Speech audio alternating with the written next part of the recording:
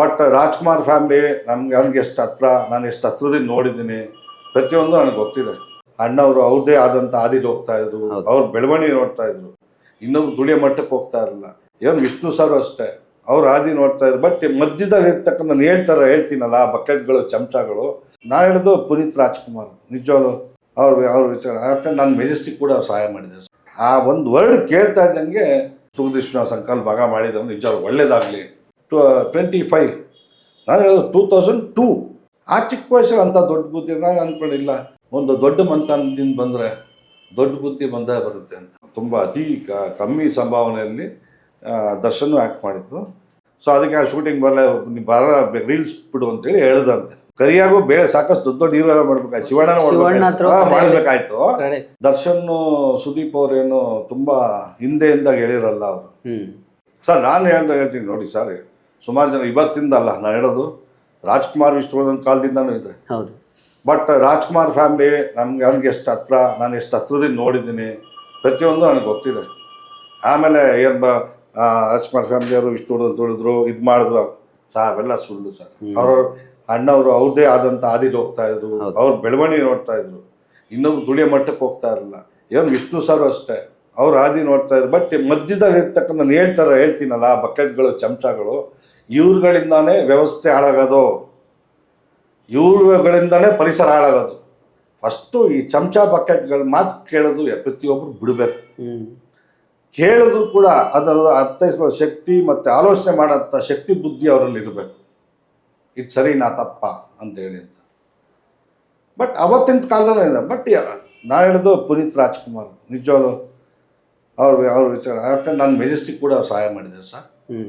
ಪುನೀತ್ ರಾಜ್ಕುಮಾರ್ ಈ last unit ಸೆಟ್ಲ್ಮೆಂಟ್ಗೆ ಹೋದಾಗ, unit ಪಾಪ ಇದ್ದಾಗ ದುಡ್ಡು ಕೊಡ್ಬೇಕು. ಅವಾಗ ಯಾವ ಪಿಕ್ಚರ್ ಸರ್, ತುಂಬ ಪೂರ್ಣಿಮಾ ಔಟ್ಡೋರ್ ಚಿಕ್ಕಾಪಟ್ಟೆ ಎಲ್ಲ ಕಡೆ ಕೊಡೋರು ಮಾಡೋರು, ಸೆಟ್ಲ್ಮೆಂಟ್ ಲಾಸ್ಟಲ್ಲಿ ಮಾಡಬೇಕಲ್ಲ. ಅವಾಗ ಹೋದಾಗ ಪಾಪ ಇವ್ರು ಕೇಳಿದ್ರು, ಸರ್ ಯಾವ ಪಿಕ್ಚರ್ ಈ ಥರ ಹಿಂಗೆ ಮೆಜೆಸ್ಟಿಕ್ಕು ಮತ್ತು ದರ್ಶನ್ ಅವ್ರು ಮಾಡ್ತಾರೆ, ತೂದೀಪ್ ಶ್ರೀನಿವಾಸ. ಆ ಒಂದು ವರ್ಡ್ ಕೇಳ್ತಾ ಇದ್ದಂಗೆ ಇದು ಮಾಡಿ, ಸರ್ ನಿಮ್ಗೆ ಇಷ್ಟು ಕಟ್ಬಿಟ್ಟು ಹೋಗಿ ಸರ್ ನೀವು ಏನಂದ್ರೆ ಅವರು ತೂದೀಪ್ ಶ್ರೀನಿವಾಸ ಸಂಕಲ್ಪ ಭಾಗ ಮಾಡಿದ್ರು ನಿಜವಾಗ್ಲು ಒಳ್ಳೇದಾಗಲಿ, ಅಷ್ಟು ಸ್ಪೋರ್ಟಿವ್ ಆಗ್ತಾವೆ ಸರ್. ಯಂಗ್ಸ್ಟರ್ ನಾನು ಅವತ್ತೇ ಯೋಚನೆ ಮಾಡಿದೆ, ಪುನೀತಾಗಿ ಇಷ್ಟು ಸಣ್ಣ ವಯಸ್ಸು, ಈ ವಯಸ್ಸಲ್ಲಿ ಇಂಥ ದೊಡ್ಡ ಬುದ್ಧಿ ಇದೆಯಲ್ಲ ಅಂತ ನಿಜವಾಗ್ಲೂ ಅಪ್ರಿಷಿಯೇಟ್ ಮಾಡ್ತೆ ಸರ್. ಭಾಳ ಅಂಥ ಚಿಕ್ಕ ವಯಸ್ಸಲ್ಲಿ ಇಂಥ ದೊಡ್ಡ ಬುದ್ಧಿ ಇದೆ. ನಾನು ಲೆಕ್ಕ ಹಾಕ್ಕೊಡಿ, ಇವಾಗ 25 ನಾನು ಹೇಳೋದು 2002 ಜನ್. ಎಷ್ಟು ವರ್ಷ ಡಿಫ್ರೆನ್ಸು. ಅವ್ರು ಸತ್ತಾಗ ಎಷ್ಟು ವರ್ಷ, ಅದು ಹಿಂದೆ ಹಾಕ್ಬಿಡಿ ಎಷ್ಟು ವರ್ಷ ಅವನಿಗೆ, ಪುನೀತ್ ಅವ್ರಿಗೆ. ಆ ಚಿಕ್ಕ ವಯಸ್ಸಲ್ಲಿ ಅಂಥ ದೊಡ್ಡ ಬುದ್ಧಿ ನಾನು ಅಂದ್ಕೊಂಡಿಲ್ಲ. ಒಂದು ದೊಡ್ಡ ಮಂತನದಿಂದ ಬಂದರೆ ದೊಡ್ಡ ಬುದ್ಧಿ ಬಂದೇ ಬರುತ್ತೆ ಅಂತ. ಬಟ್ ನಿಜವಲ್ಲ, ಯಾಕಂದರೆ ನನಗೆ ಇವತ್ತು ಅವ್ರು ಹೇಳಿದ ಮಾತು ಇವತ್ತು ನನಗೆ ಈಗ ಕೇಳ್ತಾರೆ ಇದೆ. ಈ ವಿಚಾರ ದರ್ಶನ್ ಅವ್ರಿಗೆ ಹೇಳಿದ್ರ ನೀವು ಇದನ್ನ? ಸರ್ ಅವತ್ತಿಂದ ಹೇಳ್ತಾ ಇಲ್ಲ ಸರ್, ಇವತ್ತು ಆಮೇಲೆ ಹೇಳೋದು ಅವ್ರಿಗೆ ಗೊತ್ತಿದೆ, ಅವ್ರಿಗೂ ಗೊತ್ತಿದೆ ಈ ಥರ ಹಿಂಗೆ ಅಂತ. ದರ್ಶನ್ ಅವ್ರಿಗೆ ಗೊತ್ತಿದೆ. ನಾವು ಯೂಶಲ್ ಹಿಂಗೆ ಮಾಡಿದ್ರಪ್ಪ ಹಿಂಗಂತ ನಾವು ಮಾತಾಡ್ತೀವಲ್ಲ, ಪ್ರತಿಯೊಂದು ಎಲ್ಲರಿಗೂ ಗೊತ್ತಿದೆ ಅದು. ಹಾಂ, ಅದನ್ನು ಹೇಳ್ಬೇಕು ಮಾಡ್ಬೇಕು ಎಲ್ಲ ಪ್ರತಿಯೊಂದೂ ಬೇಕಾದ್ರೆ ಪುನೀತ್ ಅವ್ರು ಸಹ ಖಂಡಿತವ್ರು ಎಲ್ಲರಿಗೂ ಗೊತ್ತಿದೆ ಅದು. ಬಟ್ ಇವತ್ತು ನನ್ನ ಮೇಲೆ ಅವರು ಒಂದು ಸ್ಟೆಪ್ ಅಂತೇಳಿ, ನಾನು ಪುನೀತ್ ಅವರು ಕೂಡ ಒಂದು ಸ್ಟೆಪ್ಪು ನನ್ನ ಬೆಳವಣಿಗೆ ಅಂತ ನಾನು ಅನ್ಕೊಂತೀನಿ ಸರ್. ಈ ಕರಿಯಾ ಸಿನಿಮಾದೊಂದು ಇನ್ಸಿಡೆಂಟ್ ಎಲ್ಲೋ ಹೇಳಿದ್ದು ನನಗೆ ನೆನಪು. ಕರಿಯಾ ಸಿನಿಮಾದ ಒಂದು ಇನ್ಸಿಡೆಂಟ್ ನೀವೆಲ್ಲೋ ಹೇಳಿದ್ದು ನೆನಪು. ಇದು ಪ್ರೇಮ್ ಅವರು ಆ್ಯಕ್ಚುಲಿ ಬಂದು ನಮ್ಮ ಮನೆಗೆ ಪ್ರೇಮ್ ಇನ್ನೂ ಶೂಟಿಂಗ್ ನಡೀತಾ ಇತ್ತು. ಪ್ರೇಮ್ ಅವರು ನನಗೆ ಹಳೆ ಸ್ನೇಹಿತರೆ. ಪ್ರೇಮ ಪಾಪ ಬಂದು ಹತ್ಕೊಂಡ್ಬಿಟ್ಟ ಮನೇಲಿ, ಈ ಥರ ಹಿಂಗೆ ಶೂಟಿಂಗ್ ಬರ್ತಾಯಿಲ್ಲ ಮಾಡ್ತಾಯಿಲ್ಲ. ಆ್ಯಕ್ಚುಲಿ ಅದು ಆ ಪಿಕ್ಚರ್ಗೆ ಕಮಿಟ್ ಮಾಡಿಸಿದ್ದೆ ನಾನು. ತುಂಬ ಅತಿ ಕಮ್ಮಿ ಸಂಭಾವನೆಯಲ್ಲಿ ದರ್ಶನ್ ಆ್ಯಕ್ಟ್ ಮಾಡಿದ್ರು. ಪ್ರೇಮ್ ಡೈರೆಕ್ಷನ್ ಕರಿಯಾ. ಆವಾಗ ಏನೋ ಕ್ಲಾಶ್ ಆಗುತ್ತೆ ಸ್ವಲ್ಪ, ಫುಡ್ಡಲ್ಲೂ ಊಟದ ಏನೋ ಸಣ್ಣ ಸಣ್ಣ ಪುಟ್ಟ ಕ್ಲಾಶ್ ಆಗೋಕ್ಕೆ ಸಣ್ಣ ವಿಚಾರ ಸಾಕಲ್ಲ, ಆದರೆ ಏನೋ ಕ್ಲಾಶ್ ಆಗಿರುತ್ತೆ.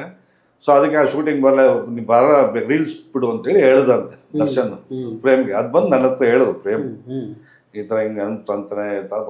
ಅವಾಗ ಪ್ರೇಮ್ ಅಷ್ಟು ಪ್ರೀತಿಯಿಂದ ಮಾಡ್ತಕ್ಕಂಥ ಸಬ್ಜೆಕ್ಟು ಪಾಪ ಅವ್ನು ತುಂಬ ಅಷ್ಟು ದೊಡ್ಡ ಕನಸು ಕಂಡುಕೊಂಡಿದ್ರು ಬಿಡಿ ಪ್ರೇಮ್ ಅವರು. ಅಷ್ಟು ದೊಡ್ಡ ಮಟ್ಟದ ಕನಸು.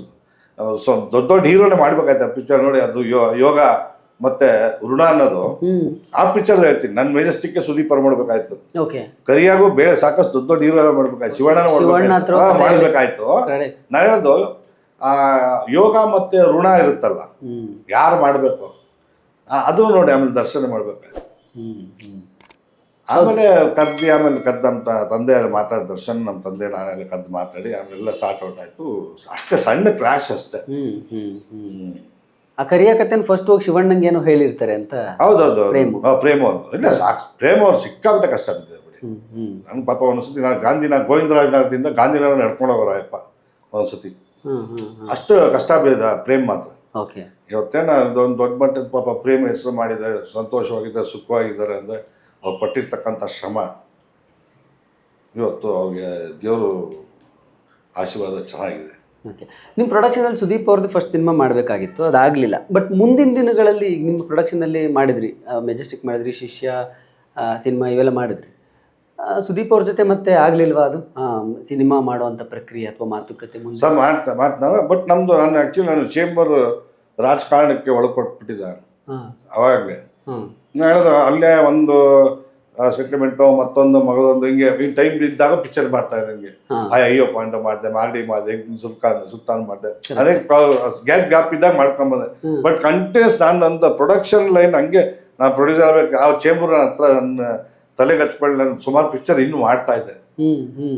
ಈ ಚೇಂಬರ್ ಒಂದು ರಾಜಕಾರಣ ನಾನು ಮೈಗೂಡಿಸ್ಕೊಂಡಿದ್ದ ಏನು ಮಾಡ್ಲಿಕ್ಕೆ ಆಗಲಿಲ್ಲ. ತುಂಬ ಸಮಯ ನಾನು ಚಿತ್ರರಂಗಕ್ಕೆ, ಚಿತ್ರೋದ್ಯಮಕ್ಕೆ ಮತ್ತೆ ವಾಣಿಜ್ಯ ಮಂಡಳಿಯಲ್ಲೇ ಕಳೆದೆ. ಕರೆಕ್ಟ್. ಸೊ ಹಂಗಾಗಿ ಕೆಲವು ಟೈಮಲ್ಲಿ ಪಿಕ್ಚರ್ಸ್ಗಳು ಮಾಡೋಕೆ ಕಷ್ಟ ಆಗುತ್ತೆ ಅವಾಗ. ದರ್ಶನ್ ಸುದೀಪ್ ಅವ್ರೇನು ತುಂಬ ಹಿಂದೆಯಿಂದ ಹೇಳಿರಲ್ಲ ಅವರು. ಆ್ಯಕ್ಚುಲಿ ದರ್ಶನ್ನು ಸುದೀಪು ಫಸ್ಟು ಆ್ಯಕ್ಚುಲಿ ಭೇಟಿನೇ ನಮ್ಮ ಪಿಕ್ಚರ್ದು ಫಸ್ಟ್ ಪ್ರಿಂಟಲ್ಲಿ ಫಸ್ಟ್ ಶೋ ಅಲ್ಲಿ ಪ್ರಸಾದ್ ಲ್ಯಾಬಲ್ಲಿ ಅಲ್ಲೇ ಒಬ್ರಿಗೊಬ್ರು ಭೇಟಿ ಮಾಡೋದು ಮೆಜೆಸ್ಟಿಕ್ ಅಲ್ಲಿ. ಅದಕ್ಕೆ ಮುಂಚೆ ಅಲ್ಲಿ ಬಟ್ ಸುದೀಪ್ ಅವರು ಸಜೆಸ್ಟ್ ಮಾಡಿದ್ರು. ಆಮೇಲೆ ಅವತ್ತು ಹೇಳಿದೆ ಅವನು ಇವರು ಸಜೆಸ್ಟ್ ಮಾಡಿದ್ದು ಅಂತ. ಸುದೀಪ್ ಅವರು ಮತ್ತೆ ಪ್ರಿಯಾ ಮೇಡಮ್ ಇಬ್ರು ಬರ್ತಾರೆ ಪಿಕ್ಚರ್ ನೋಡೋದಕ್ಕೆ.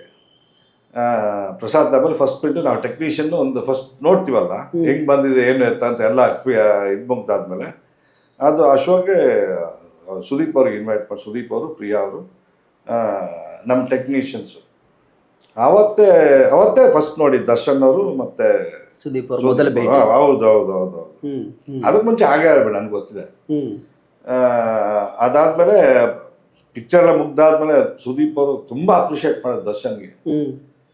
ಇಲ್ಲ ನಾನು ಮಾಡಿದ್ದು ಇಷ್ಟು ಚೆನ್ನಾಗಿ ಮಾಡ್ತಾ ಇರ್ಲಿಲ್ಲ, ಅಷ್ಟೇ ಚೆನ್ನಾಗಿ ಮಾಡಿದ್ದೆ ಅಂತೇಳಿ ಬೆಂತಟ್ಟಿ ತಪ್ಕೊಂಡು ಅವನಿಗೆ ಒಳ್ಳೇದಾಗ್ಲಿ ಅಂತೇಳಿ ಸುದೀಪ್ ಕೂಡ ಬ್ಲೆಸ್ ಇದು ಮಾಡಿದ್ರು ದರ್ಶನ್ಗೆ, ಬೆಂತಟ್ಟಿ ಎಲ್ಲ ಪ್ರೋತ್ಸಾಹ ಮಾಡಿದ್ರು ಇಡೀ ಟೀಮ್ಗೆ.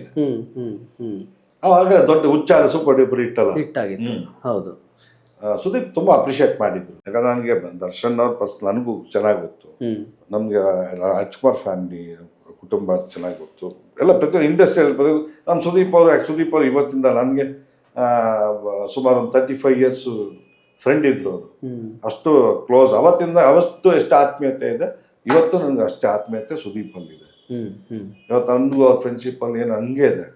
ಎಲ್ರಿಗೂ ಕೂಡ ನಮಸ್ಕಾರಗಳು. ಈ ನಮ್ಮ ಡೈಲಿ ಮಾಧ್ಯಮ ನಮ್ಮ ಸ್ನೇಹಿತ ಸುಮಾರು ವರ್ಷದ ಗೆಳೆಯ, ಅಜಾತಶತ್ರು, ಸದಾ ನಗುಮುಖದ ವ್ಯಕ್ತಿತ್ವ, ಏನಾದರೂ ಹೊಸದಾಗಿ ಸಮಾಜಕ್ಕೆ ಕೊಡಬೇಕು, ಪತ್ರಿಕೋದ್ಯಮದಲ್ಲಿ ತನ್ನ ಹೆಸರನ್ನು ಚಿರಾಯು ಮಾಡಬೇಕು ಅಂತ ಆಸೆ ಪಡುವಂಥ ತುಡಿತಾ ಇರುವಂಥ ಉತ್ಸಾಹಿ ಯುವಕ ನನ್ನ ಗೆಳೆಯ ಅಶೋಕ್ ಅವರ ಕನಸಿನ ಕೂಸಿದು ಡೈಲಿ ಮಾಧ್ಯಮ. ನನ್ನ ಮನಸಾರೆ, ನನ್ನ ಸಂಪೂರ್ಣ ಹೃದಯದಿಂದ ನಾನು ಶುಭವನ್ನು ಕೋರ್ತಾ ಇದ್ದೀನಿ. ಈ ಮಾಧ್ಯಮವನ್ನು ನೀವೆಲ್ಲರೂ ಕೂಡ ಪ್ರೀತಿಯಿಂದ ಸಬ್ಸ್ಕ್ರೈಬ್ ಮಾಡಿ ಬೆಳೆಸಿ. ನನಗೆ ಖಂಡಿತ ನಂಬಿಕೆ ಇದೆ ನಿಮಗೆ ನಿರಾಶೆ ಮಾಡದ ರೀತಿಯಲ್ಲಿ ಒಳ್ಳೊಳ್ಳೆ ಕಂಟೆಂಟ್ ಓರಿಯೆಂಟೆಡ್ ವಿಷಯಗಳನ್ನು ನಮ್ಮ ಅಶೋಕ್ ಅವರ ನೇತೃತ್ವದಲ್ಲಿ ಈ ತಂಡ ಕೊಡ್ತೇನೆ ನಂಬಿಕೆ ಇದೆ. ನಾನು ಅವ್ರ ಜೊತೆ ಕೈ ಜೋಡಿಸ್ತೀನಿ, ನೀವುಗಳು ಕೂಡ ಅವ್ರ ಜೊತೆ ಕೈ ಜೋಡಿಸಿ ಒಟ್ಟಿಗೆ ನಮ್ಮ ಡೈಲಿ ಮಾಧ್ಯಮವನ್ನು ನಾವು ಬೆಳೆಸೋಣ. ಧನ್ಯವಾದ.